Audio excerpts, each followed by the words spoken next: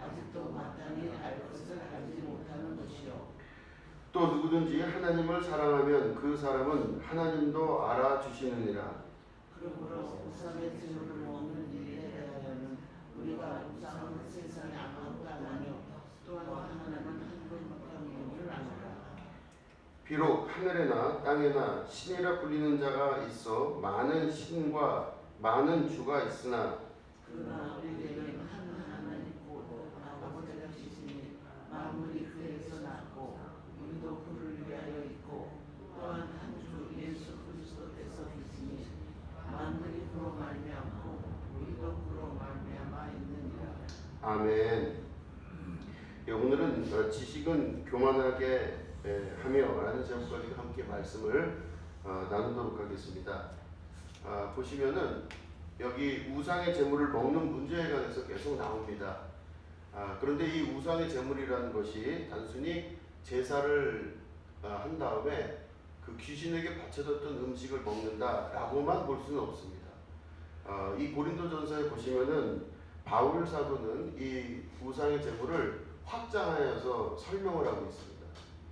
보시면은 우상의 제물은 히라보로 에이들로 디톤이라고 하는 단어를 씁니다. 에이들로 디톤이라는 단어인데 이게 우상에게 드려진 제물이라는 뜻입니다. 근데 이걸 보시면 에이들론이 먼저 앞에 있죠. 그 에이들론이라는 뜻은 형상, 모양, 우상, 또 거짓말하는 거짓신 이렇게 이야기를 하고 있습니다. 그러니까 이 에이들론은 거짓된 신이에요. 근데 거짓된 신은 가로 열고 제가 쓴 걸 보면 좀 보이는 신이에요. 신 중에서 보이는 신을 바로 거짓신이라고 이야기합니다. 그런데 그 뒤에 보면은 에이들로 디톤이라고 하는 단어인데 뒤에 있는 디톤의 원형을 보면 디오입니다. 이건 바로 뭐냐면 거친 숨을 쉬다, 또 불다, 연기를 내다 뭐 이런 뜻이에요. 그러니까 다시 말해 이 두 단어가 합해졌습니다. 합해진 건 뭐냐면 거짓된 신에게 거친 숨을 쉬거나 불거나 연기를 낸다. 연기 내는 건 여러분 제사 드릴 때 이렇게 연기가 하늘로 올라가죠.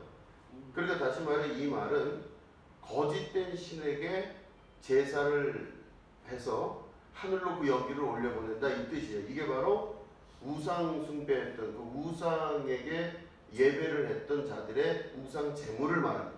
그렇죠. 뭔가 이렇게 타는 게 있어야 연기가 올라가니까 그 우상에게 드려졌던 거짓 신에게 드려졌던 그 제물을 타워야 하늘로 연기가 올라가니까 결국엔 거짓 신에게 바쳐졌던 제물이다. 그래서 이거를 에이들로 디톤이라고 하는 히라보로 쓰고 있습니다.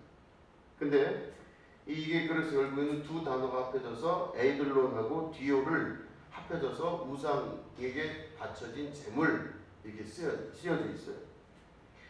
그런데 여기서 보시면은 거짓 신을 뭐라고 그러냐면 보이는 신이라고 그랬죠. 보이는 신입니다. 에이들론 저 보시면은 거짓 신이 보이는 신이에요. 근데 하나님은 보이십니까? 안 보이십니까?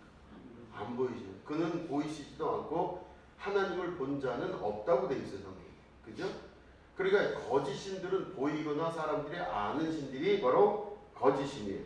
이렇게 보시면 에이도스라고 하는 그 말이 있는데 그 에이들론에서 나온 단어인데 에이도스는 보이는 것, 다시 말해 우상입니다. 눈앞에 보이는 모든 것들은 다 우상이라고 볼 수 있어요. 그리고 보면 그 우상은 그러면 도대체 이 귀신, 거짓말한 신인 귀신, 이 신은 어떤 신이냐면은 보이는 신임과 동시에 우리 눈으로 보였다 하는, 우리 눈에 보였다 하는 그 신은 더 이상 하나님이 아니고 신도 아니고 그건 바로 우상이라는 거예요. 그러니까 눈에 보이면 우상이 되기 시작해요. 그래서 여러분 무서워할 게 없죠.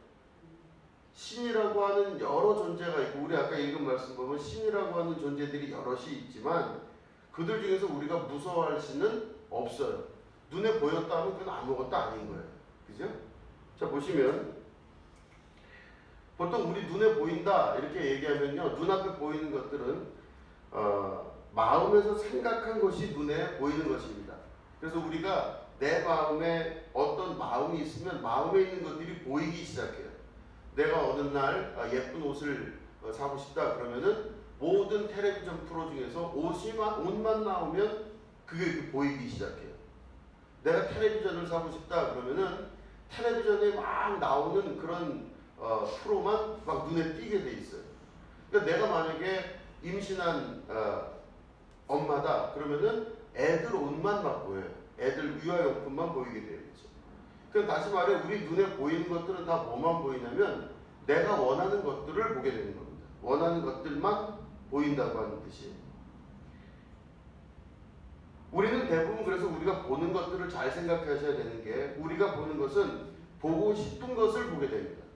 그러니까 내가 원하는 것들을 보게 되고 내가 바라는 것들을 보게 돼 있어요. 그럼 먼저 무엇인가가 뭐가 보여서 그게 내 안에 온 게 아니라 내 안에 있는 것들로 계속 무엇인가를 찾아서 보게 되어 있다고 하는 것이죠. 그러니까 우리는 우리 마음속에 바라는 것들을 보게 되어 있고 원하는 것들을 찾게 되어 있는 것입니다. 그래서 보면 어떤 것이 보여서 나한테 들어온 게 아니라 내 마음에 뭔가를 원했기 때문에 그것들이 내 앞에 나타나게 돼 있다는 거예요. 그러니까 무엇보다 중요한 것은 내 마음에 지금 무엇을 보고 싶고 무엇을 하고 싶냐가 굉장히 중요한 거겠죠. 이 말은 뭐냐면 보는 것이 먼저가 아니라 마음에 생각한 것이 먼저예요. 그러니까 내가 무엇을 보는 게 중요한 게 아니라 마음에 무엇을 생각했느냐가 더 중요한 거죠. 보시면은 우상이 있기 때문에 믿는 것이 아니라 우상을 필요로 하기 때문에 인간은 우상을 보고 믿는 겁니다. 그러니까 하나님이 보이지가 않으니까 그 하나님을 보고 싶어서 모세가 십계명을 받으러 올라갔을 때 그 형 아론을 막 부추겨서 우리가 하나님을 좀 보고 싶은데 어떻게 했으면 좋겠냐 해서 금팔찌 금귀걸이를 다 가져다가 저 위에 시내산에서는 십계명을 받으려고 하나님과 모세가 만났는데 밑에 땅에서는 사람들이 황금우상을 만들어 놓고 거기에 절도 하고 춤도 추면서 이 귀한 황금우상에 하나님이 오셨으니 이제 우리가 이 하나님을 보고 기뻐하자 이러면서 파티를 열고 있었던 거였어요. 그러니까 이 말은 뭐냐면 사람들이 왜 우상을 필요로 하냐면 눈에 잡히지도 않고 손에 잡히지도 않고 보이지도 않고 하기 때문에 하나님을 믿는 건 굉장히 어려운 거예요. 그러니까 하나님을 믿는 게 어려운 게 우리가 눈으로만 보던 사람, 내 마음에 원하는 대로 원하는 걸 구했던 사람들은 하나님을 믿기가 쉽지가 않은 겁니다. 이스라엘 사람들은 하나님의 증거를 분명히 봤음에도 불구하고 눈에 보이는 게 있어야 다시 믿는 사람으로 돌아갔어요. 그죠? 애굽에서 탈출을 할 때 홍해를 건널 때 그 엄청난 기적을 봤음에도 불구하고 이스라엘 사람들은 그 하나님의 증거를 또 찾기 시작해요. 잊을만 하면 또 찾아요. 하나님이 앞에 안 계시다는 거죠. 보이지 않는다는 겁니다. 그래서 끊임없이 찾는 건 바로 뭐냐? 우상을 찾아요. 우상이 있기를 바라요. 그러니까 뭔가 확실한 우상이 내 앞에 있어야 내가 그 하나님을 믿고 싶어하는 것이 우리들의 사람들의 인간이 가지고 있는 기본적인 마음이라고 하는 겁니다. 하나님을 만나는 게 쉽지가 않은 거죠. 근데 우리 방식으로 만나길 원해요. 뭔가 보여지거나 만져지거나 내가 인식할 수 있는 것을 계속해서 찾아 나간다는 겁니다. 그런데 이 우상의 재물에 대하여는 우리 아까 말씀 보면 우리가 다 지식이 있는 줄을 아나 그 지식은 사람을 교만하게 한대요. 이게 무슨 말이냐면 여기서 말하는 그 우상의 재물을 먼저 보시면 우상의 재물은 단순히 제사를 한 다음에 먹는 음식만을 말하는 것이 아니라 사람들이 자기 마음에 우상을 만들어 놓고 그 우상에게 절을 하고 우상에게 드리는 예배 이 모든 걸 다 포함하는 겁니다. 여기서 뭐까지 포함되냐면 예루살렘 성전에서 제사를 드리는 그 행위까지도 다 우상의 제물로 보고 있어요. 그러니까 예수님이 오셨을 때 예루살렘 성전에서 우상에게 제물을 드리는 사람들은 거기에 자기 마음에 원하는 것들을 제물을 통해서 하나님께 보내드리고 하나님께서 그걸 통해서 복을 주실 거라고 믿고 있는 거죠. 그게 바로 이걸 뭐라고 그러냐? 우상의 제물이라고 얘기하는 거예요. 그러니까 예루살렘 성전에서 일어나고 있는 예배의 행위마저도 전부 다 우상의 제물로 보고 있는 것입니다. 그래서 보면 그 우상의 제물을 드리고 우상을 바라보고 우상을 섬기는 그 사람들의 마음은 바로 교만해지기 시작해요. 교만한다는 건 뭐라면은 교만하다는 것은 내 마음 속에 이미 그것을 했다 그것을 했기 때문에 이런 모든 것들이 이루어질 것이다 라고 여기는 거예요. 내 마음속에 하나님 없이도 이미 제물을 드렸기 때문에 모든 것이 이루어질 수 있다 이렇게 믿는 믿음이 바로 교만인 겁니다. 이 교만이라는 뜻을 보면 PCO이라고 이야기합니다. PCO는 내뿜다, 불어내다, 그리고 피시스는 부풀리게 하다 이런 뜻이에요. 근데 이게 보면 뭐냐면은 마음으로 원하는 것을 보는 것이 우상 숭배라는 겁니다. 그러니까 우리 마음속에 뭔가 원하는 게 있으면 그것들을 끊임없이 앞에 보이게 해서 그것들을 쫓아가고 그것들을 바라고 그것들을 소망하고 나가는 겁니다. 근데 예수님께서 우리에게 말씀하시기를 하늘에 있는 새를 보라, 드레핀 백합화를 보라. 이 모든 것들은 가꾸지도 않고 심지도 않았는데 아름답지 않냐 말씀하시죠. 그러면서 이 모든 것들을 지으신 분이 하나님이신데 하물며 너희일까 보냐 말씀하세요. 하나님께서 우리에게 모든 것들을 준비하시고 예비하시고 지금 내 눈에 보이지 않지만 하나님께서 나를 사랑하셔서 준비하신 것들이 충만히 있다는 뜻입니다. 그 무엇인지 너희 마음에 원하는 대로 구하라 말씀하셨어요. 그러니까 결국은 우리가 구하는 대상은 눈에 보이지 않아요. 그러니까 눈에 보이는 대상에게 우리는 뭔가를 자꾸 찾으려고 합니다. 확실한 것에 무엇인가를 찾으려고 해요. 그럼 거기서 내가 원하는 게 있을 거라고 여기는 거죠. 내가 무엇인가 눈에 보이고 확인하고 완전하게 됐다고 여기는 것에서 내 복이 거기 있을 거라고 생각을 하는 겁니다. 그것만 있으면, 눈에 보이는 그것만 있으면 기쁨이 있을 것이고 행복이 있을 것이고 그걸로 인해서 만족이 있을 거라고 우리들은 생각을 하는 거죠, 사람들은. 그런데 지금 하나님을 믿는 믿음은 예수님 말씀 안에서도 보면 보이지 않는 하나님에게 우리가 구할 때 그 보이지 않는 하나님이 주실 줄을 어떻게 우리가 알 수가 있겠어요? 너무 막연하잖아요.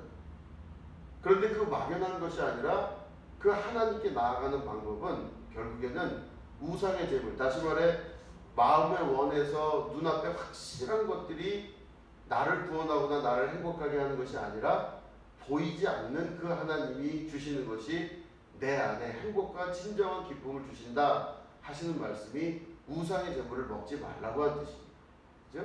막 여러 가지 이렇게 돌아가는 것 같지만 결국엔 보이지 않는 하나님을 믿는 것이 우상의 제물을 먹지 않고 교만하지 않는다는 뜻입니다. 이렇게 보시면 우리가 아까 읽은 말씀 보면 고린도전서 우리 8장 2절 말씀 보시면 만일 누구든지 무엇을 아는 줄로 생각하면 아직도 마땅히 알 것을 알지 못하는 것이요. 이렇게 돼 있죠. 누구든지 무엇을 아는 줄로 생각하면 내가 이렇게 신앙생활을 하고 이렇게 믿고 이렇게 하니 이제 나는 하나님께로부터 복을 받고 은혜를 누릴 것이다 라고 사람들은 알고 있어요. 누구든지 그렇게 알고 있습니다. 그런데 그 당시에 수많은 여호와 하나님을 섬기는 이스라엘 사람들도 다 이렇게 믿고 있었어요. 내가 예루살렘 성전에 가서 제사를 드리고 일주일에 3번씩 금식 기도를 하고 여러 가지 이런 행위들을 했는데 그걸로 인해서 나는 이제는 다 된 거 아니냐라고 여기는 거지. 누구든지 그렇게 알고 있다는 겁니다. 그런데 그게 어떻게 됐다고 그랬죠? 마땅히 알 것을 알지 못하는 거래요. 그래서 뭐라고 이제 제가 여기에 썼냐면 제사의 방법을 통해 하나님을 안다고 여긴다면 그것은 우상 숭배입니다. 눈앞에 보이는 것이 확실하기 때문에 그 하나님을 섬기면 그건 우상 숭배예요. 그죠? 또 누구든지 하나님을 사랑하면 그 사람은 하나님도 알아주시느니라. 그러니까 우리가 보이지 않는 하나님을 사랑하면 하나님도 그 사람을 알아준대요. 이 순서를 보시면 내가 무엇인가 확실한 게 있기 때문에 하나님을 믿는 게 있고 확실한 게 보이지 않더라도 하나님을 사랑하는 마음이 있으면 하나님이 나를 사랑하시는 거죠. 그러니까 근거가 없는 겁니다. 하나님을 믿을 때 근거가 없어요. 왜냐하면 눈에 보이지도 않죠. 인식이 되지도 아니하시는 그 하나님께 우리는 기도하고 간구하고 그 하나님과 교제를 나누는 겁니다. 그런데 더 중요한 건 뭐냐면 하나님을 사랑하는 거죠. 보이지 않는 하나님을 사랑하는 그 사랑의 마음이 우리 안에 있을 때 그 사람에게 하나님께서 사랑을 베푸시는 거예요. 하나님을 사랑하는 자만이 하나님의 사랑을 받을 수가 있습니다. 우상을 사랑한다는 건 내가 원하는 것들을 하나님을 통해서 얻는 게 우상이잖아요. 그죠? 그러면은 내가 원하는 것들이 조건이 없으면 내가 하나님을 안 만날 수도 있는 거예요. 저 사람을 사랑하는데 저 사람이 잘생겨서 사랑하다. 그럼 그 사람이 만약에 못생겨지면 그 사람하고 안 살 거죠. 저 사람이 만약에 돈이 많다. 근데 저 사람이 돈이 하루아침에 없어졌어요.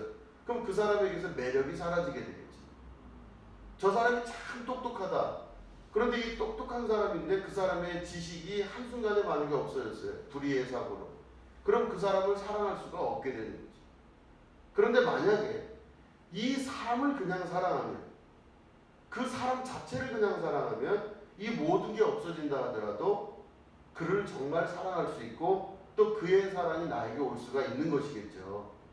사람들끼리의 사랑도 그러할텐데 하나님과 우리와의 사랑도 그렇다는 겁니다. 내가 하나님을 정말로 사랑할 수 있다면 조건이 없는 그 사랑 안에서 하나님 나를 사랑하시게 되는 겁니다. 이거 보시면은 보이기 때문에 믿는 것이 아니라 마음으로 먼저 하나님을 사랑하면 그것이 바로 믿음이요 순종이 되는 겁니다. 보이지 않는 하나님을 사랑할 줄 아는 믿음이 있으셔야 돼요. 보시면 이제 사무엘상 15장에 이런 말씀이 있습니다. 22절 23절인데 사무엘이 이르되 여호와께서 번제와 다른 제사를 그의 목소리를 청종하는 것을 좋아하신 같이 좋아하시겠나이까. 순종이 제사보다 낫고 듣는 것이 순양의 기름보다 나으니 이는 거역하는 것은 점치는 죄와 같고 완고한 것은 사신 우상에게 절하는 죄와 같음이라. 왕이 여호와의 말씀을 버렸으므로 여호와께서도 왕을 버려 왕이 되지 못하게 하셨나이다 하니, 이런 말씀이 있습니다. 순종이 제사보다 낫다는 말이에요. 사울이 전쟁을 치르는데 전쟁 치르기 전에 제사를 올려야 되는데 여호와 하나님께 드리는 제사를 다 준비해 놨는데 선지자가 아직 안 온 거예요. 그럼 선지자가 아직 오지 않으니까 예배를 드릴 수가 없는 거예요. 근데 이 사울의 마음이 급한 겁니다. 안 되겠다. 빨리 제사를 먼저 드리는 게 낫지. 제사를 드리고 전쟁을 치러야 되지 않겠냐. 그래서 제사를 드리고 전쟁을 치릅니다. 아직 사무엘은 오지도 않았어요. 그랬는데 이 사무엘이 오지 않았다고 해서 이 급하게 제사를 드렸어요. 그러면 사울 왕의 마음속에 무엇이 있냐면은 바로 율법과 법도는 아는 거예요. 조금 잘못 알았을 뿐이지. 사울 왕은 어떤 생각을 했냐면은 눈에 보이는 제사를 먼저 해야 전쟁을 치른다는 건 알고 있었어요. 그렇기 때문에 제사를 멈추지 않고 제사를 자기 마음대로 드렸어요. 그런데 사무엘이 오고 나서 나중에 그를 향한 질책이 있기 시작합니다. 그게 바로 뭐냐면 여호와께서 번제와 다른 제사를 그의 목소리를 청종하는 것을 좋아하신 같이 좋아하시겠나이까. 그러니까 하나님이 번제와 제사 드리는 걸 좋아하시겠냐 그런 걸 질문을 해요. 근데 사람들은 어떻게 생각해요? 그걸 좋아할 거라 생각했던 거죠. 사울도 그럴 것이다 여겼던 거예요. 여호와 하나님이 번제물을 좋아하고 번제를 좋아할 것이다. 그래서 제사를 드려야 된다 이렇게 생각을 했을 겁니다. 그런데 사무엘이 그 질문을 하면서 뭐라고 이야기하냐면 순종이 제사보다 낫다 그랬어요. 그럼 참 미련맞게 보이는, 아직 사무엘은 오지도 않고 선지자가 오지 않는 상태이기 때문에 제사도 못 드리고 있는 쩔쩔매는 왕의 모습이 세상 사람들이 볼 때는 미련해 보일 겁니다. 뭘 저렇게까지 하나. 그런데 이 순종이, 다시 말해 미련해 보이는 그 순종이 제사 드리는 것보다 훨씬 낫다고 이야기하는 거죠. 근데 결국 이 문제로 인해서 불순종한 문제, 다시 말해 눈에 보이는 것을 먼저 찾는 이 문제로 인해서 사울이 패위가 되죠. 여기 보시면 이는 거역하는 것은 점치는 죄랑 똑같대요. 그리고 완고한 것은 사신 우상에게 절하는 죄와 같음이라. 왕이 여호와의 말씀을 버렸으므로 여호와께서도 왕을 버려 왕이 되지 못하게 하셨나이다 하니, 이렇게 말씀하고 있어요. 아무것도 아닌 것 같지만 이 안에는 바로 하나님께서 보이는 하나님이 아니라 보이지 않는 하나님이시지만 그 말씀을 의지하고 믿는 자의 삶을 말하는 것입니다. 에베소서 우리 2장 보시면 3절까지인데 보겠습니다. 그는 허물과 죄로 죽었던 너희를 살리셨도다. 그때 너희는 그 가운데서 행하여 이 세상 풍조를 따르고 공중의 권세 잡은 자를 따랐으니 지금 불순종의 아들들 가운데서 역사하는 영이라. 전에는 우리도 다 그 가운데서 우리의 육체의 욕심을 따라 지내며 육체와 마음에 원하는 것을 하여 다른 이들과 같이 본질상 진노의 자녀이었더니, 이렇게 말씀하고 있어요. 이 말씀을 보면 우리가 어디서 있었냐면 원래 불순종의 아들들 가운데서 역사하는 영이었었어요. 그저 그들과 함께 똑같은 삶을 사는 겁니다. 그러니까 그 불순종의 아들들의 역사는 바로 뭐냐면 사울과 같이 보이지 아니하는 것이 있음으로 말미암아 믿음이 떨어지는 거예요. 안 보이니까. 보이지 아니하고 나타나지 않으니까 믿음이 떨어지기 시작합니다. 이게 될 법한 일인가 하고 의심하기 시작했어요. 그런데 그 의심으로 나타나는 결론은 바로 불순종입니다. 하나님 말씀을 듣지도 않고 하나님 말씀을 어기기 시작해요. 이거를 구체적으로 뭐라고 에베소서에서 이야기하냐면, 전에는 우리도 다 그와 같이 똑같이 지냈대요. 그런데 우리 육체의 욕심을 따라, 그게 바로 뭐냐면 우리의 육체의 욕심을 따라 지내며 육체와 마음에 원하는 것을 했다고 이야기하고 있어요. 육체의 마음에 원하는 건 바로 뭐죠? 눈앞에 딱 무엇인가가 증거가 나타나는 거예요.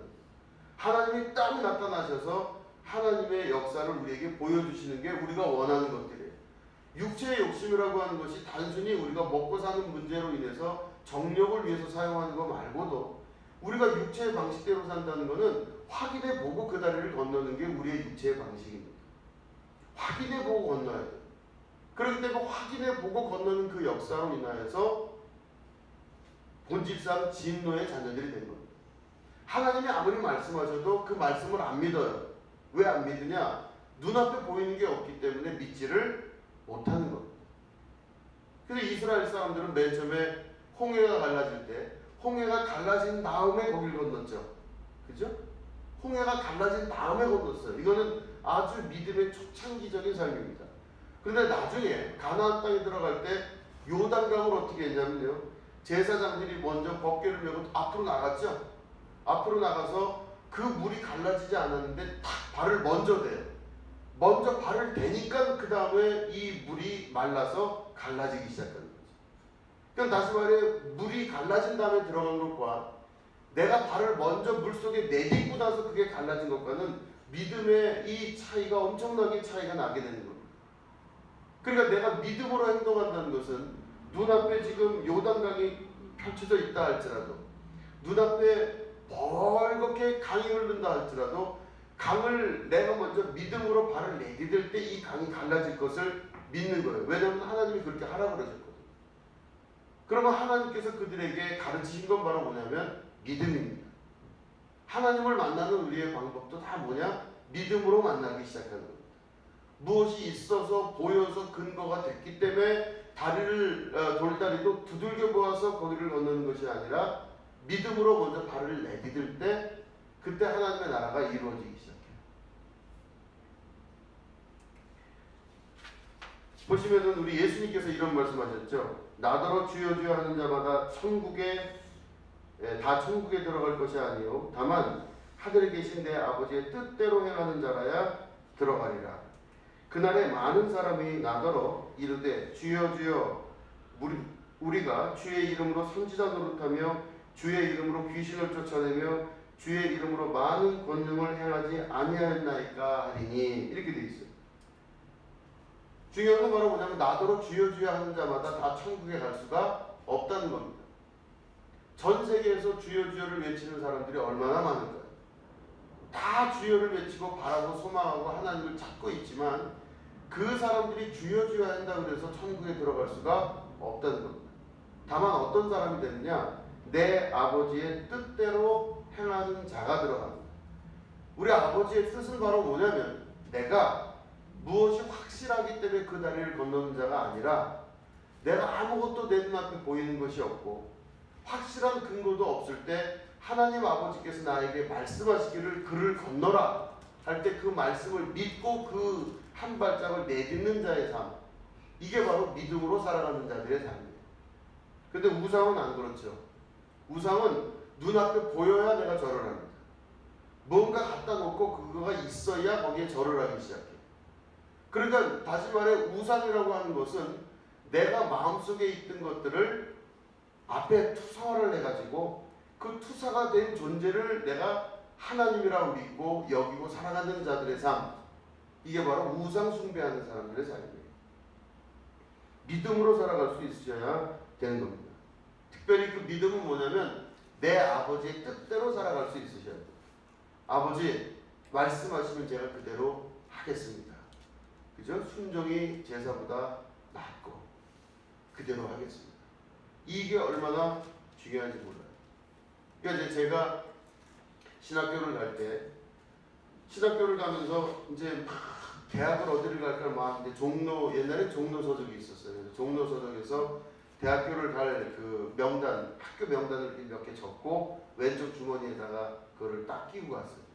근데 그날 이제 하필 온누리교회 목요 찬양 집회가 있는데 공부하느라 잘 못 다녔는데 한번 거기 가서 예배 드리고 하나님께 찬양을 드리고 싶다 해서 갔어요. 바쁜 걸음으로 갔어요. 그런데 온누리교회 딱 들어가자마자 막 하나님의 영이 저를 붙들어서 막 감동을 주시는데 막 눈물이 계속 나는 거예요. 집회는 6시 반인데 제가 4시 반 정도에 일찍 가 있었는데 그때부터 2시간 이상 계속 울기 시작하는 거예요. 찬양하면서 그렇게 울었어요. 그럴 때 하나님께서 저에게 말씀하시기를 네 왼쪽에 있는 쪽지를 버려라 이렇게 음성을 주셨어요. 그러니까 제가 그 음성을 듣고 나서 마음속에 얼마나 갈등했는지 몰라요. 그러면 이걸 빼라는 말은 대학을 가지 말란 뜻입니까? 그러니까 대학을 가지 말란 말은 안 하세요. 이걸 빼라고 말씀하세요.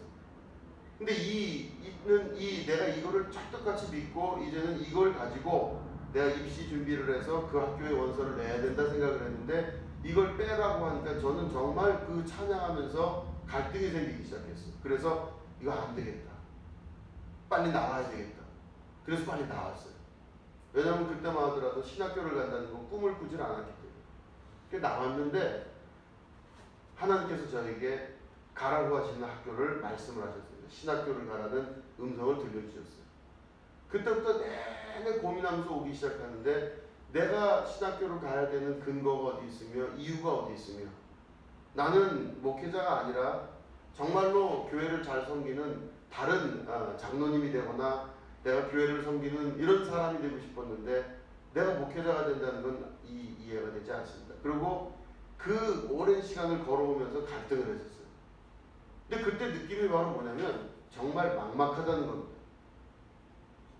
전혀 새로운 삶에 대해서 하나님께서 제시하시는데 그거를 믿음으로 쫓아가기가 쉽지가 않은 거예요. 마음으로 믿기가 참 어려웠어요.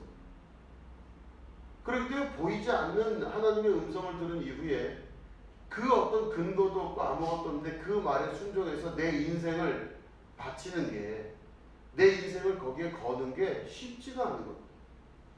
그러니까 어느 중요한 순간마다 우리는 인생의 결정을 하고 결단을 내려야 되는 순간들이 있지 않습니까? 무슨 삶이든 어떤 삶이든 인생의 결단을 내려야 되는 순간이 있어요. 내가 무엇을 해야 될지, 어떤 결단과 결정을 내야 될지를 고민하는 시기가 반드시 있는데 우리가 대부분 고민하고 갈등하면서 결정할 때 그 결정의 근거는 무엇인가 확실한 근거가 있고 내 자신이 어느 정도 되는 수준인가, 내가 지금 갖고 있는 자산이 얼마인가, 내 능력이 얼마인가, 이런 많은 것들을 가지고 어떤 결정을 내리게 되어 있어요. 그런데 그때 하나님께서 저에게 들려주신 음성은 저라는 사람의 조건은 하나도 볼 수가 없이 하나님의 단독적인 결정만 있을 뿐이었었어요. 하나님이 가라 말씀하시는 거예요. 왼쪽에 있는 쪽지를 버려라 그러시는 거예요. 너무너무 막막하고 갈등이 되고, 그리고 그 이후에 펼쳐질 삶에 대해서도 정말 상상할 수가 없는 불안감과 두려움이 막 엄습해왔습니다. 어느 순간 내가 하나님 말씀에 따라 신학교를 가기로 결심을 하고 그 결심을 할 때 얼마나 눈물이 많이 나는지 몰라요.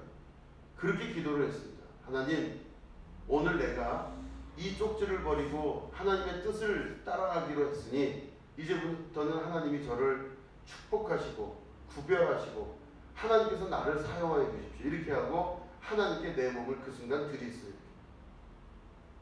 그런데 드리면서도 중요한 거는 막막했어요. 뭔가 드리면 엄청난 일이 일어날 것 같았는데 엄청난 일이 일어나지 않고 계속 막막해요. 눈에 보이지도 않고 잡히는 건 하나도 없었어요. 그런데 그 이후에 하나님께서 하나님의 뜻에 따라 순종한 그 하나님의 아들을 자신의 뜻에 맞게끔 이끌어 가시는 것들을 수없이 경험하게 됐습니다. 그 이후에 있었던 많은 인생의 여정 동안 하나님께서 저를 사랑하셔서 하나하나마다 준비하신 것들을 저에게 베풀어 주시는 것을 경험을 한 것이죠. 중요한 것은 내가 무엇인가 막막하다고 하는 것보다 더 중요한 건 하나님의 말씀이 내 안에 있다는 것이 더 중요한 거죠. 하나님을 믿는 믿음으로 산다는 것은 그렇게 살아가는 겁니다. 당장 눈에 보이거나 잡히지 않더라도 믿음으로 하나님 앞에 나아갈 수 있는 결단의 삶을 사는 겁니다. 그러니까 이스라엘 사람들을 통해서 하나님이 선민을 만들었는데 이 이스라엘 사람들에게 하나님이 끊임없이 가르치시고 이끄신 바는 바로 뭐냐면 눈으로 보이는 것으로 믿지 말고 보이지 아니하시는 하나님의 말씀을 믿으라는 것입니다. 하나님의 말씀. 자, 보시면 마태복음 7장 23절에는 이런 말씀이 있습니다. 그때에 내가 그들에게 밝히 말하되 내가 너희를 도무지 알지 못하니 불법을 행한 자들아 내게서 떠나가라 하리라. 이건 아까 읽었던 말씀이죠. 그 다음 걸 보시면 요한복음 1장 18절 본래 하나님을 본 사람이 없으되 아버지 품속에 있는 독생하신 하나님이 나타내셨느니라. 이렇게 되어 있습니다. 그러니까 이 세상을 살면서 하나님을 본 사람은 아무도 없어요. 그러니까 우리는 모두 다 동일한 겁니다. 모두 다 하나님을 본 사람이 없어요. 어느 누구도 하나님을 본 사람이 없는데 단지 독생하신 하나님의 아들 예수 그리스도께서 하나님께서 그를 세상에 보내심으로 말미암아 자신을 나타내신 겁니다. 예수님을 본 자는 곧 아버지 하나님을 본 사람이 되는 거예요. 그죠? 예수님의 제자들도 막 갈등하고 믿음이 흔들렸어요. 왜냐하면 예수님 말씀은 이해하겠는데 도무지 이해가 안 되는 부분들이 있으니까 이 빌립, 의심이 많은 빌립이요. 아주 계산이 빠른 빌립이 예수님에게 질문을 합니다. 빌립이 이르되 주여 아버지를 우리에게 보여 주옵소서. 그리하면 족하겠나이다. 그래 다른 거 다 필요 없는 거죠. 하나님을 한 번만 보여주면 모든 일이 깨끗하게 끝나버려요. 빌립은 그렇게 생각한 겁니다. 하나님을 보여주면 모든 일이 깨끗이 끝나고 하나님을 보여주면 전도를 하지 않아도 돼요. 하나님을 보여주면요 사람들을 굳이 모으려고 하지 않아도 돼요. 그러니까 빌립의 말이 어찌 보면 상당히 이해가 되는 말이죠. 그죠? 이 빌립의 말대로 하자 치면은 하나님이 한 번만 나타나 주시면 모든 일이 깨끗하게 정리가 되는 겁니다. 한 번만 보여주십시오. 그러면 족하겠나이다. 그런데 예수님이 말씀하시기를 예수께서 이르시되 빌립아 내가 이렇게 오래 너희와 함께 있으되 네가 나를 알지 못하느냐 나를 본 자는 아버지를 보았거늘 어찌하여 아버지를 보이라 하느냐 이렇게 말씀하고 계셔요. 그러니까 결국에는 예수님을 보고 있는데 예수님 안에 계신 하나님은 못 믿겠다는 뜻이에요. 그죠? 그러니까 예수님이 앞에 계심에도 불구하고 하나님을 보여달라고 얘기하는 빌립은 앞에 계신 예수님은 하나님이 아니고 내가 알고 있는, 내가 생각하고 있는, 내 마음에 생각하고 있는 하나님을 보여달라는 거죠. 그렇죠? 그럼 보시면 여러분 빌립의 마음속에 있는 하나님은 어떤 모양일까요? 예수님같이 생기신 걸까요? 아니면 다르게 생겼을까요? 다르게 생긴 거예요. 빌립이 볼 때 예수님은 하나님일까요? 아닐까요? 아니니까 하나님을 보여달라고 그러잖아요. 그러니까 이 빌립의 마음속에는 자기가 생각할 때는 이 예수님은 본인이 하나님이시라고 그러는데 못 믿겠다는 거예요. 눈앞에 있는데도 못 믿겠대요. 예수님이 앞에 계신데. 왜냐? 빌립의 마음속에서는 이런 예수님은 하나님이 아니거든요. 빌립의 마음에. 그럼 우리가 아까 말씀드린 그 설교 서두에 말씀드린 걸 이해하시겠죠? 내가 생각할 때 하나님은 이런 모습일 거라고 상상을 했는데 그 하나님이 내 앞에 계셔도 나는 하나님을 볼 수가 없는 거예요. 볼 수가 없어요. 왜냐하면 내 마음에 상상한 거가 나타나면은 이게 하나님이라고 여기기 때문에 하나님께서 나타나셔도 내 방식으로 이해한 내 마음속에 생각한 하나님이 아니면 그분은 하나님이 아닌 거예요. 빌립의 마음속에서는 예수님이 하나님이 될 수가 없는 거죠. 하나님이라면 저렇게 살 리가 없지. 하나님이라면 저렇게 고난당하고 고통당할 리가 없지. 그래서 빌립이 생각하는 하나님은 전혀 다른 하나님이에요. 그런데 만약에 빌립의 마음속에서 자기가 생각하는 하나님이 앞에 나타났다. 그럼 그때부터 빌립은 어떤 사람이 되냐면 그 하나님께 예배하고 절하고 그 하나님께 영광을 돌리겠죠. 그런데 그 빌립이 하는 모든 행위는 우상 숭배가 되는 겁니다. 왜냐? 하나님은 보이지 아니하시며 영원부터 영원까지 계시며 그는 이 땅에 있는 모든 사람 눈에 나타나신 적이 없어요. 그렇기 때문에 하나님의 증거는 있지만 하나님이 나타나신 적은 없기 때문에 빌립의 마음속에서 만약에 자기가 원하는 세계가 앞에 나타났다 해서 그 하나님을 자기가 봤다고 얘기하면 그날서부터는 하나님이 아니라 그거는 우상이에요. 사람들은 다 그렇게 살기를 원하는 거죠. 이 빌립이 예수님을 못 믿은 이유가 자기가 생각하는 하나님이 아니에요. 자기 마음속에 뒀던 하나님이 아닌 거예요. 그러니까 예수님 보고 하나님 보여달라고 그래요. 그럴 때 결국에는 요한복음 14장에 이제 보시면은 17절이죠. 그는 진리의 영이라. 세상은 능히 그를 받지 못하나니 이는 그를 보지도 못하고 알지도 못함이라. 그러나 너희는 그를 아나니 그는 너희와 함께 거하시며 또 너희 속에 계시겠습니다. 자, 보시면은 세상은 능히 그를 받지도 못할 뿐더러 뭐라고요? 그를 보지도 못하고 그를 알지도 못해요. 왜냐? 자기 마음속에 있는 하나님의 모습이 있기 때문에 하나님이 나타나셔도 하나님을 볼 수도 없고 알 수도 없어요.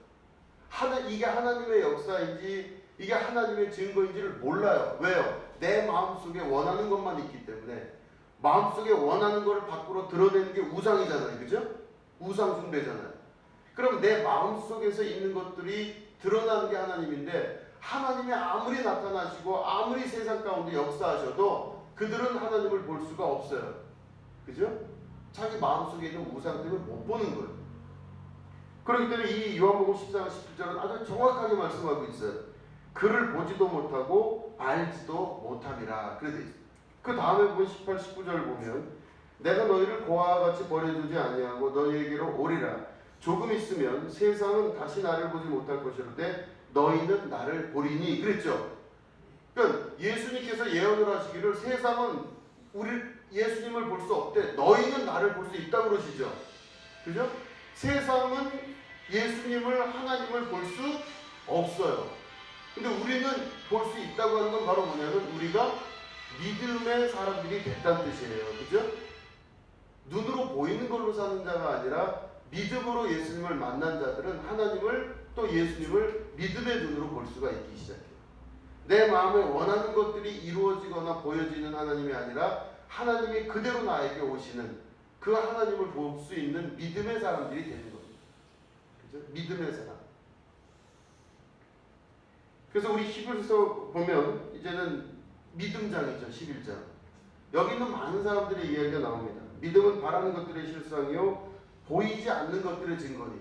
믿음은 눈앞에 보이지 않는 것들의 증거래요. 내 믿음이 있음으로 말미암아 이게 증거로 나타나는 거예요.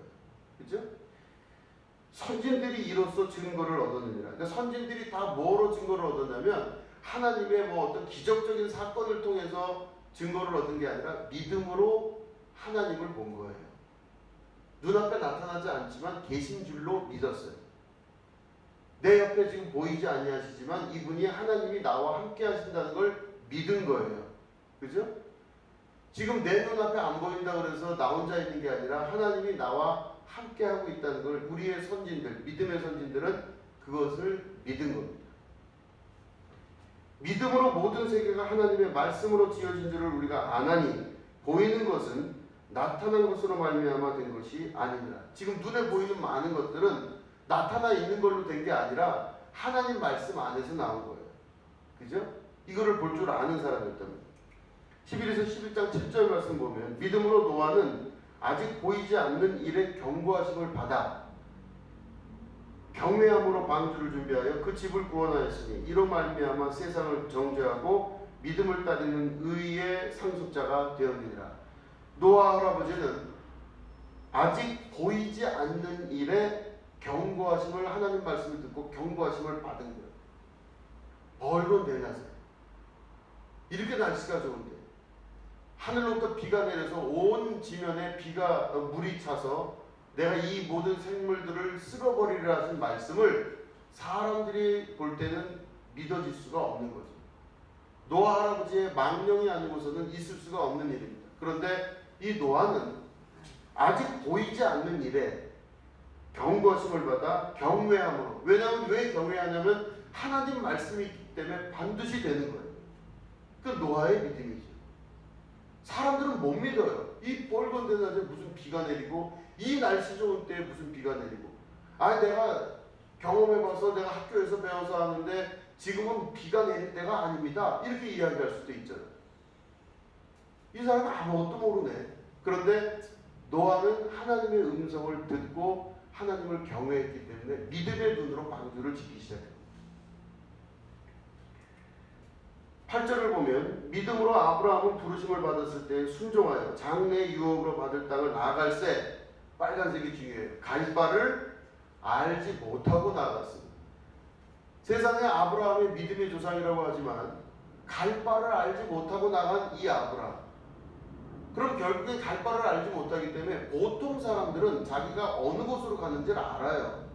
그리고 어느 곳으로 가야 된다는 내 마음속에 보여지고 있는 확실한 게 있을 때 글로 떠나가게 돼 있죠.